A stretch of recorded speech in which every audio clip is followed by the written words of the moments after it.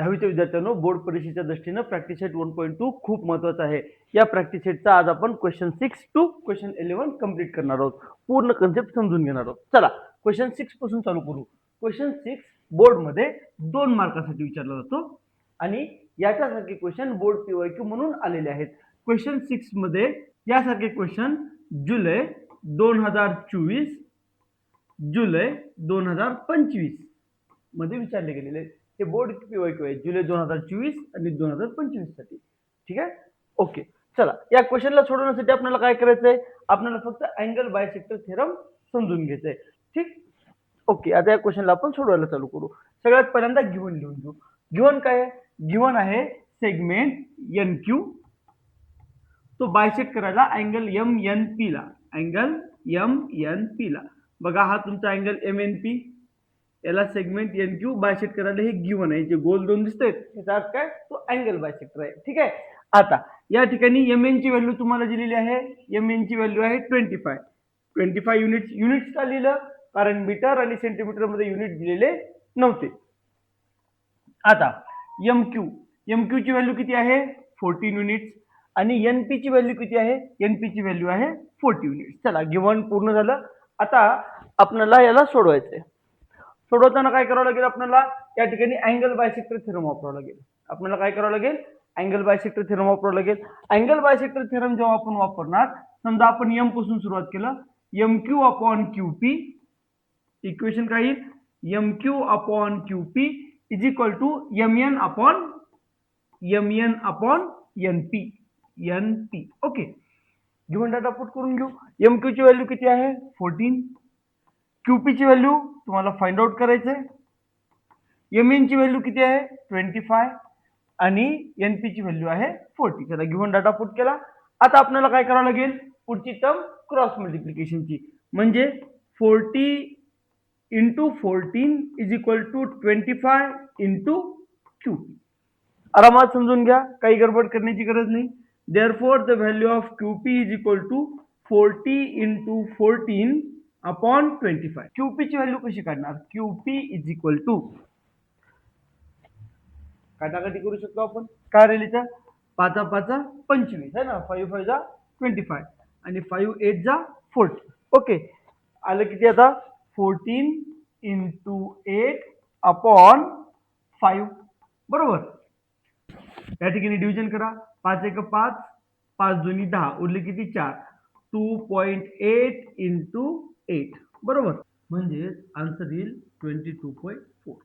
Okay, म्हणजे QP ची value किती आली आपली, 22.4. Please write down. Question number 7 2 मार्कासाठी बोर्ड पीवायक्यू आहे.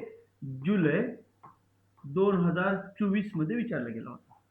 कधी विचारला गेला होता, जुलै 2024. ओके, आणि सोडवण्यासाठी आपल्याला काय करायचंय, properties of 3 parallel lines and transversal he concept वापरायची आहे. ओके, चला या ठिकाणी एक्झाम्पल नंबर 7 ला सोडवायला सुरू करू. पहिल्यांदा गिव्हन लिहून घेऊ. गिव्हन मध्ये काय असेल, segment AB is parallel to CD आणि इज पॅरलल टू PF. हे 3 सेगमेंट एकमेकांना पॅरलल आहेत. पहा, AB आणि CD पॅरलल आहेत, CD आणि PF एकमेकांना पॅरलल आहेत. आता BD ची व्हॅल्यू दिलेली आहे. BD ची व्हॅल्यू किती आहे, 8 युनिट्स. युनिट का घ्यायचं, कारण मीटर किंवा सेंटीमीटर मध्ये डाटा दिलेला नाही. आता DF ची व्हॅल्यू किती आहे, DF ची व्हॅल्यू आहे 4 युनिट्स. AC ची व्हॅल्यू किती आहे, AC ची व्हॅल्यू आहे 12 युनिट्स. आणि या ठिकाणी तुम्हाला CE ची व्हॅल्यू काढायची आहे, ते आहे समजा x युनिट्स. ठीक आहे. आता याला सोडवायचं कसं, सोडवण्याची पद्धत सिंपल आहे. 3 पॅरलल लाईन्स आहेत. 3 पॅरलल लाईन कोणत्या, AB CD आणि EF या पॅरलल लाईन आहेत आणि 2 ट्रान्सव्हर्सल आहेत. पहिला ट्रान्सव्हर्सल कोणता, BF आणि दुसरा कोणता, CE. तर या ठिकाणी आपण काय करू शकतो, 3 पॅरलल लाईन्स आणि ट्रान्सव्हर्सलची कन्सेप्ट वापरू शकतो. कन्सेप्ट नुसार काय असेल, BD upon DF is equal to AC upon CE. तुम्हाला CE ची व्हॅल्यू काढायची आहे. CE साठी x दिलेला आहे, बरोबर आहे, म्हणजे तुम्हाला x फाइंड आउट करायचं आहे. या ठिकाणी व्हॅल्यू ठेवा. AC ची व्हॅल्यू किती आहे, 12. DF ची व्हॅल्यू किती आहे, DF ची 4 आणि BD ची व्हॅल्यू आहे 8. तर cross multiplication 8 into x is equal to 12 into 4. Okay, पुढची स्टेप काय असेल, x is equal to 12 into 4, हे जे 8 आहे हे ट्रान्सफर होईल आणि कुठे जाईल डिनॉमिनेटर मध्ये, म्हणजे डिवायडेड बाय, बरोबर. आता 4 1 जा 4, 4 2 जा 8, बरोबर, आणि 2 1 जा 2, 2 6 जा 12, म्हणजे final answer the value of x is equal to 6 units. ठीक, चला नेक्स्ट क्वेश्चन लिहून घ्या. क्वेश्चन 8 हा बोर्ड PYQ आहे, 2 मार्कासाठी, जुलै 2025 ला परीक्षेमध्ये आला होता. सोडवण्यासाठी आपल्याला फक्त अँगल बायसेक्टर थेरम वापरायचे. काय वापरायचे आपल्याला? फक्त अँगल बायसेक्टर थेरम. चला आता आपण क्वेश्चन नंबर 8 चा अगोदर गिव्हन लिहून घेऊ. गिव्हन मध्ये काय दिलेलं आहे त्यांनी? रे एमटी, पहा हा रे तुमचा एमटी आहे, रे एमटी तो काय करायला? बायसेक्ट करायला कोणाला? अँगल LMN ला, अँगल LMN ला तो बायसेक्ट करायला. आता LM ची व्हॅल्यू दिलेली आहे. LM ची व्हॅल्यू किती आहे? 6 युनिट. त्याच्यानंतर MN ची व्हॅल्यू किती आहे? 10 युनिट्स. त्याच्यानंतर TN ची व्हॅल्यू 8 युनिट्स आणि LT तुम्हाला फाइंड आउट करायचं. LT ला आपण क्वेश्चन मार्क घेऊ. गिव्हन लिहून घेतलं. गिव्हन मध्ये जेवढं काही तुम्हाला फिगरवर दिसते किंवा क्वेश्चन मध्ये दिलेलं आहे ते सगळं आपण लिहून घेतलं. ओके, चला आता या क्वेश्चनला आपल्याला सोडवायचं आहे. सोडवण्यासाठी फक्त अँगल बायसेक्टर थेरम वापरायचे. समजा तुम्ही पॉइंट L पासून सुरुवात केली तर काय राहील? Equation LT upon TN is equal to LT upon TN is equal to LM upon MN, LM upon MN असं इक्वेशन तुमचं सेट होऊन जाईल. लक्षात ठेवा, जर तुम्ही पॉइंट L पासून चालू केलं तर दोन्ही साईडला L पासूनच सुरुवात करायची, म्हणजे LT upon TN is equal to LN upon LM असं नाही घ्यायचं. ठीक आहे, चला मग काय राहील पुढे इक्वेशन? LT तुम्हाला फाइंड आउट करायचं आहे. LT ला LT आधी टी घेतलं. TN ची व्हॅल्यू 8, LM ची व्हॅल्यू 6 आणि MN ची व्हॅल्यू 10. तुम्हाला LT काढायचं आहे. 8 ला ट्रान्सफर करा. 8 काय राहील? मल्टिप्लिकेशन मध्ये जाईल, म्हणजे 6 अपॉन 10 इंटू काय राहील? 8, बरोबर. म्हणजे या ठिकाणी 2 जर डिवाइड केलं आपण तर काय राहील सांगा मला? किंवा या ठिकाणी मल्टिप्लाय करा. 6 इंटू 4 48 बाय 10, म्हणजे LT ची व्हॅल्यू आली, म्हणजे LT ची व्हॅल्यू आली 4.8 युनिट. Please write down. खूप सोपे क्वेश्चन आहे आणि बोर्ड मध्ये विचारले गेलेले क्वेश्चन आहेत. हा प्रश्न बोर्ड मध्ये 3 मार्कासाठी विचारला जातो आणि तुम्हाला व्हेरिएबल x ची व्हॅल्यू इथं फाइंड आउट करायचं आहे. थिंक प्रोसेस काय करणार? थिंक प्रोसेस मध्ये अँगल बायसेक्टर थेरम आणि क्वाड्रॅटिक इक्वेशन या दोन कन्सेप्ट तुम्हाला वापरता आल्या पाहिजेत. हे बोर्डला अपेक्षित आहे. आता क्वेश्चन सोडू. पहिल्यांदा गिव्हन लिहून घेऊ. इन ट्रायंगल, मोठावाला ट्रायंगल आहे ABC, इन ट्रायंगल AB आणि C या मोठ्या ट्रायंगल मध्ये, बरं का. या ट्रायंगल मध्ये काय दिसतंय? सेगमेंट BD हा अँगल बायसेक्ट करायला, बघा हा BD अँगल बायसेक्टर आहे. कोणत्या अँगलचा? ABC चा, म्हणजे अँगल ABC ला तो बायसेक्ट करायला. डन. आता AB ची व्हॅल्यू तुम्हाला दिलेली आहे x, त्याच्यानंतर BC ची व्हॅल्यू आहे x प्लस 5, त्याच्यानंतर AD ची व्हॅल्यू आहे x मायनस 2 आणि DC ची व्हॅल्यू आहे x प्लस 2. ठीक आहे. आता याला आपल्याला सोडवायचंय. सोडवताना काय करणार तुम्ही? अँगल बायसेक्टर थेरम वापरणार. Therefore using angle bisector theorem, therefore using angle bisector theorem. कसं वापरायचं अँगल बायसेक्टर थेरम? खूप सिंपल आहे. या ठिकाणी A पासून सुरुवात करा. AD upon DC is equal to AB upon DC. Values ठेवा. AD ची व्हॅल्यू काय आहे? x मायनस 2 अपॉन DC ची व्हॅल्यू काय आहे? x plus 2. AB ची व्हॅल्यू काय आहे? AB ची व्हॅल्यू आहे x आणि BC ची व्हॅल्यू काय आहे? x plus 5. ठीक आहे. आता काय करणार? पुढच्या स्टेप मध्ये तुम्ही क्रॉस मल्टिप्लिकेशन करणार. काय राहील? x minus 2 into x plus 5 is equal to x into x plus 2. ठीक आहे. आता काय करणार? आता LHS साईडला या दोन ब्रॅकेटचं मल्टिप्लिकेशन करणार आणि IS आणि RHS मध्ये या दोघांचं मल्टिप्लिकेशन करणार. आता x minus 2 x plus 5, x न या ब्रॅकेटमध्ये किती टर्म आहेत? 2. या ब्रॅकेटमध्ये किती टर्म आहेत? 2. मग मल्टिप्लिकेशन करताना x नी पूर्ण ब्रॅकेटला मल्टिप्लाय करावं लागेल आणि -2 नी पूर्ण ब्रॅकेटला मल्टिप्लाय करावं लागेल. म्हणजे इक्वेशन काय राहील? x into x plus 5 -2 into x plus 5 is equal to x into x plus 2. लक्षात आलं तुम्हाला? या ब्रॅकेटच्या प्रत्येक टर्मनी या ब्रॅकेटच्या प्रत्येक टर्मला मल्टिप्लाय करणं गरजेचं आहे. आता x into x x square x into plus 5 काय राहील 5 इंटू एक्स. इथं -2 इंटू एक्स -2x आणि -2 इंटू प्लस 5 काय राहील तिथं -10 is equal to x into x x square x into 2x. बरोबर. आता दोन्ही साईडला LHS ला आणि RHS ला एक्स स्क्वेअर आहे. एक्स स्क्वेअर कॅन्सल होऊन जाईल. का? कारण या एक्स स्क्वेअरला तुम्ही ट्रान्सफर केला प्लस एक्स स्क्वेअर होईल -एक्स स्क्वेअर आणि ते कॅन्सल होऊन जाईल. 5x - 2x ते किती राहील 3x - 10 is equal to 2x. -10 ला ट्रान्सफर करा.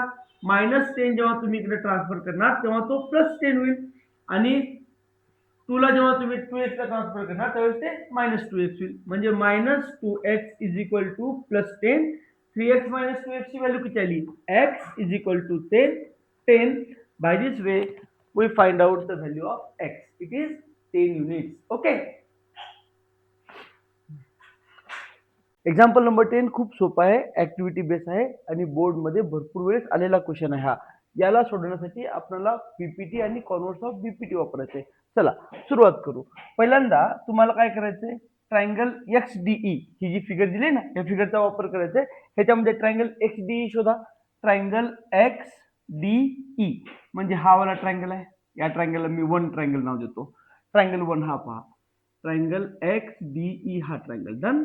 हा ट्रायंगल या ट्रायंगल मध्ये PQ आणि DE एकमेकांना कसे पॅरलल म्हणजे आपण बीपीटी वापरू शकतो. बीपीटी मधून काय असेल XP upon PD is equal to XQ upon QE according to BPT. आता पुन्हा तुम्हाला ट्रायंगल पाहायचंय XEF फिगरचा वापर करा. XEF म्हणजे हा 2 नंबरचा ट्रायंगल. ह्याच्यामध्ये QE आणि EF हे दोन एकमेकांना कसे आहेत पॅरलल आहेत. इथे आपण बीपीटी वापरू शकतो. XQ upon QE is equal to XR upon RF आहे की नाही. आता आपल्याला इक्वेशन 1 आणि इक्वेशन 2 आता हे पुढचं कसं भरायचं पहा. हे काय आहे हे राहील गिव्हन. ओके. या ठिकाणी काय वापरलं बेसिक प्रोपोर्शनॅलिटी थेरम वापरला. हे सुद्धा काय आहे गिव्हन. इथे काय राहील हेच वाक्य तुम्हाला जशाल तसे इथं लिहायचंय. काय राहील using basic proportionality theorem BPT. Okay.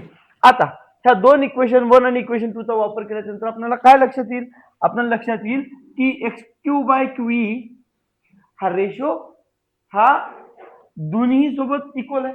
म्हणजे इक्वेशन 1 आणि 2 ने आपल्याला काय कळतं XP upon PD is equal to XR upon RF. कसं शोधलं बघा. पहिल्या रेशो मध्ये काय होतं XP upon PD is equal to XQ upon QE. या ट्रायंगल मध्ये बीपीटी वापरल्यावर आपल्याला काय मिळालं या ट्रायंगल साठी आपल्याला मिळालं XQ upon QE is equal to XR upon RF. दोन्ही केस मध्ये XQ अपॉन QE कॉमन आहे म्हणून आपण या दोन रेशोला इक्वेट केलं आणि इक्वेट केल्यावर कॉन्व्हर्स ऑफ बीपीटी वापरून आपल्याला काय कळलं त्याच्यामध्ये PR आणि DF हे दोन कसे आहेत पॅरलल आहेत. Okay good. लास्ट क्वेश्चन ह्या एक्सरसाइजचा खूप महत्त्वाचा क्वेश्चन आहे. या क्वेश्चनला 5 स्टार दिलेला आहे. स्टार वाल्या क्वेश्चनला काय म्हणतात हे तुम्ही मला कमेंट मध्ये सांगायचं आहे. या क्वेश्चनला सोडवण्यासाठी तुम्हाला फक्त अँगल बायसेक्टर थेरम वापरायचे आहे. ठीक आहे. चला आता आपण याला सोडवायला सुरू करू. सगळ्यात पहिल्यांदा फिगर ड्रॉ करू. ट्रायंगल ABC आपल्याला ड्रॉ करायचा आहे. हा आपण ट्रायंगल ABC ड्रॉ करून घेतला. ओके गिव्हन डाटानुसार. त्याच्यामध्ये काय करायचे आपल्याला त्याच्यामध्ये रे BD बायसेक्ट करायचे अँगल ABC ला. रे BD हा अँगल ABC ला काय केला बायसेक्ट केला. ओके हे बायसेक्टचं साइन आलं. त्याच्यानंतर रे CE हा काय करतोय अँगल ACB ला बायसेक्ट करतोय. हे सुद्धा बायसेक्टर काढून घेतलं.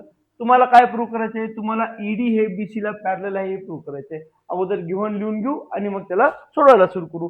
इन ट्रायंगल ABC रे कोणता रे आहे मला सांगा बरं. इथं या ठिकाणी असलेला रे आहे रे BD. तो काय करायला बायसेक्ट करायला कोणाला अँगल ABC ला. लक्षात आलं. आता त्यानंतर रे पुढचा रे कोणता आहे CE हा काय करायला बायसेक्ट करायला कोणाला अँगल ACB ला. बरोबर गिव्हन डाटानुसार. आता या ठिकाणी काय दिलेलं आहे गिव्हन डाटामध्ये ए बी हा सेगमेंट एसी ला कॉन्फरन्स आहे. गिव्हन समजलं तुम्हाला, गिव्हन लिहून घ्या. आता आपण बाकीचं सोल्युशन प्रूफ पाहून घेऊ. या ठिकाणी आपल्याला काय प्रूव्ह करायचं आहे, ईडी हा बीसी ला काय आहे, पॅरलल आहे. सुरुवातीला स्टेप 1 आणि स्टेप 2 वर फोकस करू आपण. सोल्युशन सुरू आहे आता. रे बीडी बायसेक्ट करायला अँगल एबीसी ला, रे बीडी हा काय करायला अँगल एबीसी ला बायसेक्ट करायला. तर या ठिकाणी काय राहील, अँगल बायसेक्टर थेरम नुसार बघा, बीडी म्हणजे हा रे काय करायला अँगल ए बी सी म्हणजे या अँगलला बायसेक्ट करायला. अँगल बायसेक्टर थेरम वापरा. काय राहील, A B upon B C, A B upon B C is equal to A D upon D C is equal to A D upon D C. ह्याला आपण equation number 1 consider करू. ठीक. आता C हा bisector आहे angle एसीबीचा, हा रे C आहे तुमचा, तो काय करायला अँगल ए सी बी ला बायसेक्ट करायला. बरोबर. मग या केसमध्ये काय असेल बर, A C upon B C, A C upon B C is equal to काय असेल, is equal to AE upon EB असेल, एई अपॉन ईबी असेल. याला इक्वेशन नंबर 2 लिहून घेऊ आपण. ठीक आहे. ओके.